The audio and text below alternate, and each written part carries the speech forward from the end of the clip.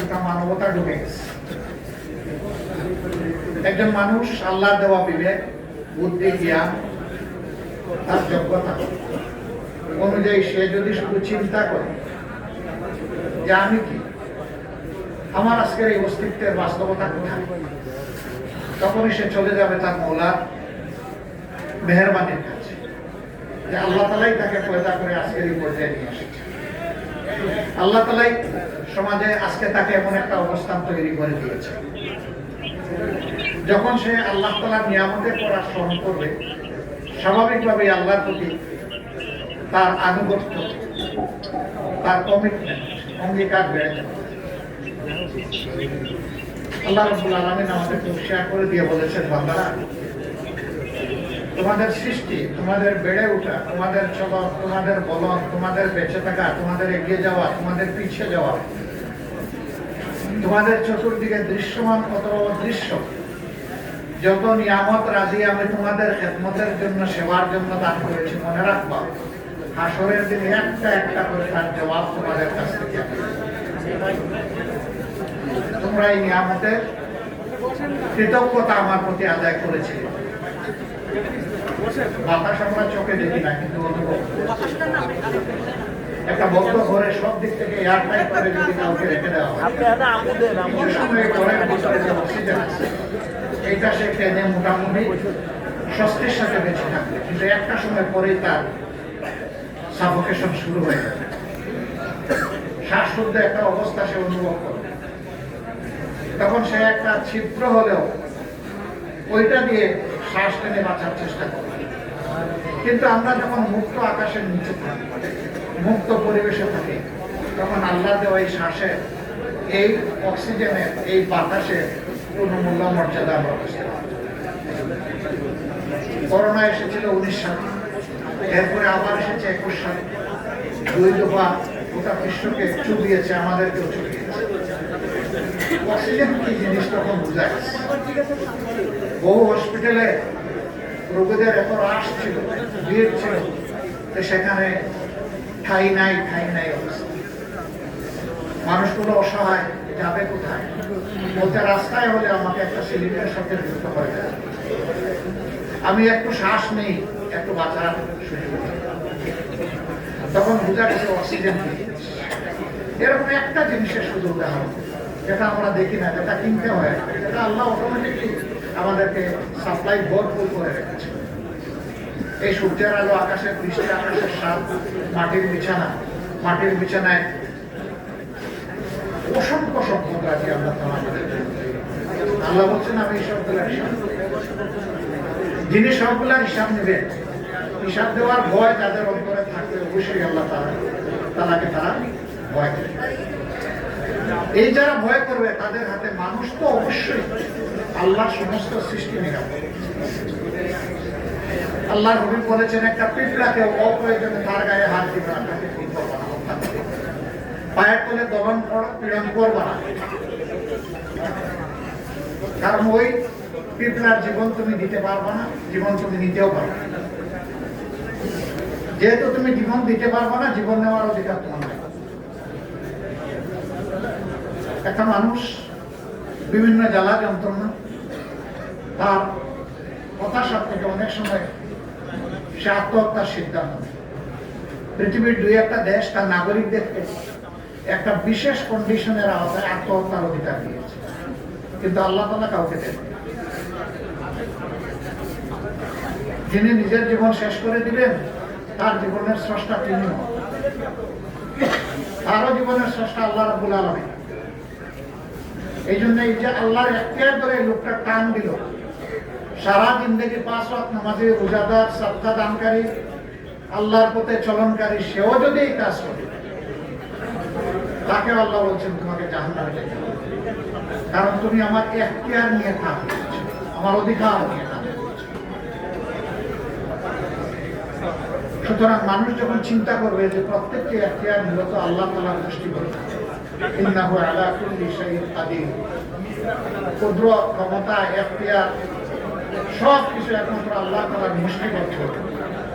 এই যখন মানুষ চিন্তা করবে যে একটা ডে অফ ফাইনাল জাজমেন্ট, শেষ বিচারের দিনে আল্লাহ তাআলার মুখোমুখি আমাকে হতেই হবে। ইয়াউমুল কিয়ামা, কিয়ামা মানে দাঁড়িয়ে যাওয়া। এজন্য আল্লাহর সামনে আমাকে দাঁড়াতে হবে।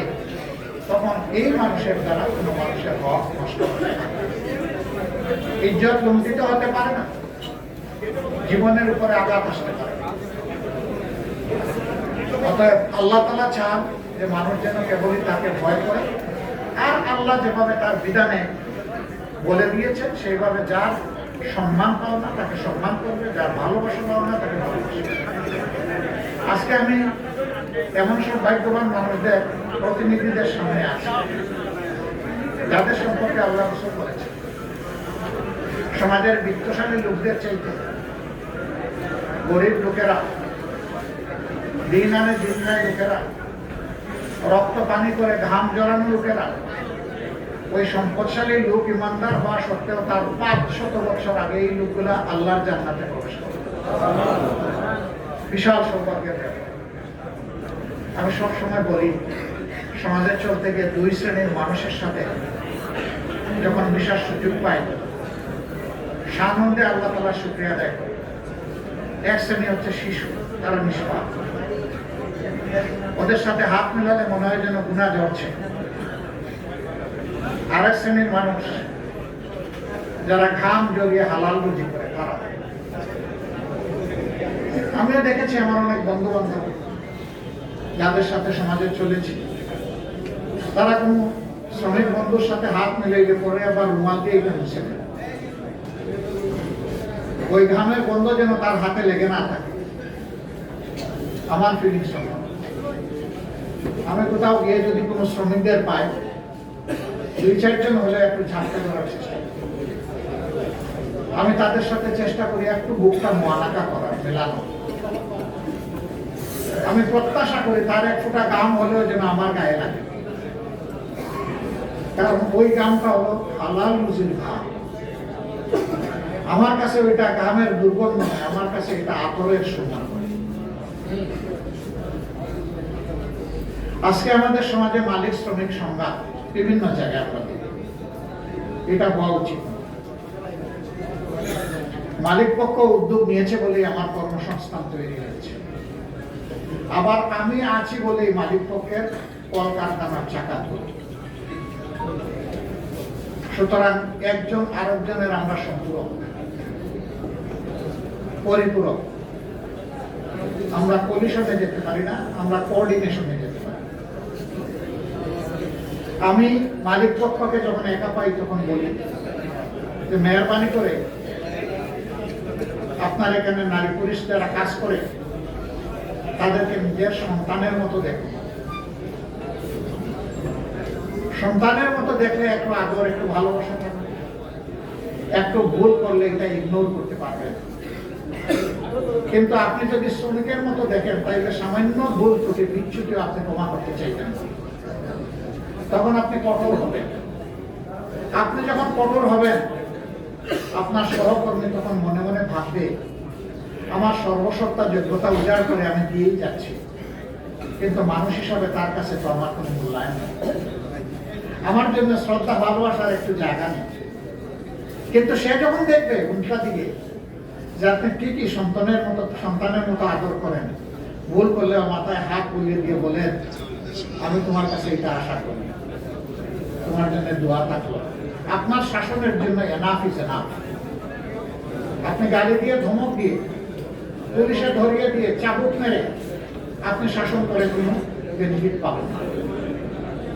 আপনি আদরের সাথে একটু শাসন জড়াই দেন, that will be best administration. আবার যখন শ্রমিক ভাইদের সাথে বসে তখন বলি যে এই লোকটাকে পিতার মতো দেখ, তাহলে পিতৃসুলভ আচরণ তার কাছ থেকে। কিন্তু তুমি যদি ভাই মুখামুখি হয়ে যাও, বোন তুমি মুখামুখি হয়ে যাও, তাহলে এই নিয়ামত তুমি পাবা। আর তোমাকে যে স্থাপনা তোমার হাতে এস্টাবলিশমেন্ট তুলে দেওয়া হয়েছে, তার ক্যাপিটাল মেশিনারি সহ এই সবগুলোকে তোমার সন্তানের মতো তুমি দেখো, তাহলে এগুলার যত্ন নেওয়া, রক্ষণাবেক্ষণ করা, তার বেস্ট ইউটিলাইজেশন করা তোমার পক্ষে সম্ভব। যদি এই কারখানা বেঁচে থাকে তুমি বেঁচে থাকবা, যদি এই গাড়িটা যানবাহন বেঁচে থাকবে তুমি বেঁচে থাকবা। এরকম সমাজের যত স্তরে শ্রম বিনিয়োগের জায়গা আছে, সব জায়গায় যদি আমরা এই সৌভাতৃত্বের সম্পর্কটা গড়ে তুলতে পারি, আমাদের সমাজটা একটা মানবিক সমাজ হয়ে যায়। আমাদের ডাইনামিক্স, আমাদের শক্তি, আমাদের উৎপাদন ক্ষমতা অনেক বেড়েছে। কিন্তু যখন একজন শ্রমিক দেখে না আমার কাজের মূল্যায়ন হয় আমার শ্রমঘণ্টা দিয়ে, আমার ওয়ার্ক ডেলিভারি দিয়ে, তখন সেও ঘড়ির দিকে তাকাইতে থাকে, তখন আমার সময়টা শেষ হয়। এখানে বাড়তি কিছু থাকে না। সন্তান এবং পিতার সম্পর্ক যদি থাকে, কাজ শেষ হয়ে গেলে গিয়ে জিজ্ঞেস করবে আমার কি আর কিছু করার সুযোগ আছে? হয়তো সুযোগ নাই, তিনি স্নেহ করে একটা হাসি দিয়ে বলবেন আলহামদুলিল্লাহ যথেষ্ট হয়েছে, এখন বিশ্রামের কথা, আগামীকালকে ইনশাআল্লাহ আবার দেখা হবে। এই পরিবেশটা আমরা চাইলেই সৃষ্টি করতে পারি, কিন্তু মাঝখানে কিছু লোক আছে তারা এটা চায়। তারা চায় এই দুই পক্ষের মধ্যে একটা সংঘাত লাগাই রাখে, একটা প্রতিহিংসার ভাব তৈরি করে রাখে, এতে তাদের বেনিফিট। তারা তখন বার্গেনিং করা শুরু করে। বার্গেনিং শ্রমিকদেরকে, কর্মচারীদেরকে বেনিফিট দেওয়ার জন্য, বার্গেনিং তাদেরকে বিক্রি করে নিজের বেনিফিট আদায় করার জন্য। এবং এর ফলে আমাদের প্রত্যেকটি উদ্যোগ আমরা দারুণ চ্যালেঞ্জের মুখে পড়ি, কখনো কখনো ব্যর্থতায় পর্যবসিত হয়। ওই উদ্যোগ যখন ব্যর্থ হবে তখন আপনিও ব্যর্থ, আপনারও জায়গা নাই আর কাছে। কিন্তু ওই দ্রুত লোকগুলা কিন্তু হারায় না, হারিয়ে যায় আমাদের সাধারণ শ্রমিকের। ইসলাম সেই কল্যাণের বিধান সব জায়গায় ঢুকাতে চায়, অন্তর্ভুক্ত করতে চায়। শ্রমিক কল্যাণ ফেডারেশন নাম দেন শ্রমিক কল্যাণ ফেডারেশন। এটা শ্রমিকের কল্যাণে কাজ করে, প্রকৃত কল্যাণে কাজ করে। দুটা কল্যাণ, একটা হচ্ছে প্রত্যেক শ্রমিককে মানবিক অনুভূতি জাগিয়ে তুলে তার মাঝে নৈতিকতা তৈরি করে, সে সক্রিয় দায়িত্ববোধের জায়গা থেকে তার দায়িত্বের পুরাটা আদায় করে সে চাইবে তার পুরা রুজিটা হালাল, এবং এর মাধ্যমে শ্রমহীন এলাকায় উদ্যোগগুলা সফল। দ্বিতীয়ত, তাদের কোনো অধিকার কেউ যেন কায়দা করে কোনোভাবে কেড়ে নিতে না পারে, তার পক্ষে যোদ্ধা হয়ে দাঁড়ায় যাবে, লড়াই করা, কর্তব্য সহযোগিতা করা। আমি শ্রমিক কল্যাণ ফেডারেশনকে বলবো কাজ আপনাদের শুরু শেষ হয়। এই নির্বাচনের আগে পরে আমি বিভিন্ন জায়গায় যাওয়ার সুযোগ পেয়েছি। আমি তাদের চোখে মুখে মুক্তির একটা আকাঙ্ক্ষা লক্ষ্য করেছি। একটা জায়গায় খুবই প্রেস্টিজিয়াস জায়গা, সেন্সিটিভ, সেখানকার স্বল্প আয়ের চাকরিজীবীরা তারা বললো এখানে দাসত্ব প্রথা চলে। আপনারা যদি তাদের বাসায় ক্ষমতায় যান, আমরা ক্ষমতা বলি না, আমরা বলি দেশ সেবা শুরু, আপনারা যদি ক্ষমতায় যান তাহলে এই বিষয়টা দেখবেন। আমি জানতে চাইলাম সেই দাসত্বটা কেমন। যা পাইলাম তার দুঃখ, নিজের জুতাও পরিষ্কার করে দিতে হয়, সাহেবানের জুতাও পরিষ্কার খুলে দিতে হয়, করিয়ে দিতে হয়। যাকে দেওয়া হচ্ছে তিনি তরুণ, যিনি দিচ্ছেন তিনি একটু বয়স্ক। সবাইটা উলট পালট হয়ে গেল, মানবতা থাকলো। হ্যাঁ, কোনো বয়স্ক মানুষ, কোনো সমস্যাগ্রস্ত মানুষকে যদি কেউ স্বেচ্ছায় এরকম এগিয়ে আসে, খুশি হয়ে সাহায্য করে, আলহামদুলিল্লাহ, সে আল্লাহর দরবারে সম্মানিত হবে।